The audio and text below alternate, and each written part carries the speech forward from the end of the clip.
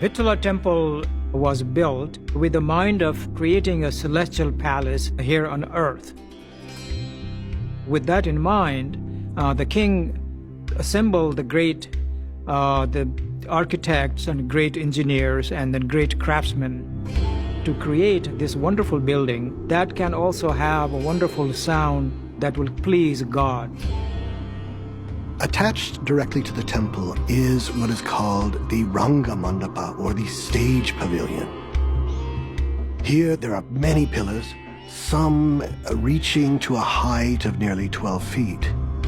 There's a series of what are called compound pillars, where you have a central pillar surrounded on all sides with smaller colonnettes.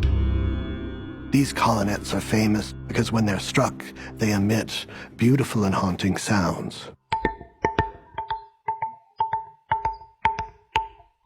According to the local guides at the temple, the 56 pillars are individually tuned to one of the 7 notes of the sarigama, an ancient Sanskrit musical scale dating back thousands of years that is still predominant in Hindi music today. Certain groups of these pillars have been crafted to represent the tonal vibrations of the scale for different instruments. Some being crafted to represent woodwinds, some being crafted to represent percussion instruments, etc. The British, when they were in charge of India, were mystified by this amazing quality and actually cut one of the pillars to see how it was done. But it was just granite, and it was just very careful workmanship.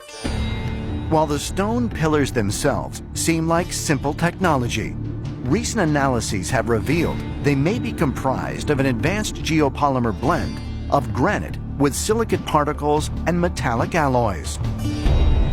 But what continues to puzzle scientists is that the first basic geopolymers were invented in the Soviet Union during the 1950s, hundreds of years after these pillars were crafted.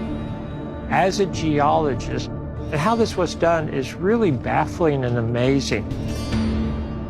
I've heard reports of people trying to mimic it in modern times, to try to just do a little section of it, even one pillar. And people just haven't been successful. So what were they doing back then? We just don't know.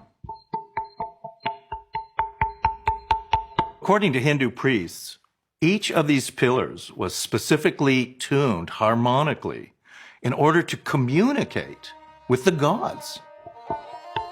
So you have to wonder, did extraterrestrial beings come down and give instructions on creating these specific frequencies?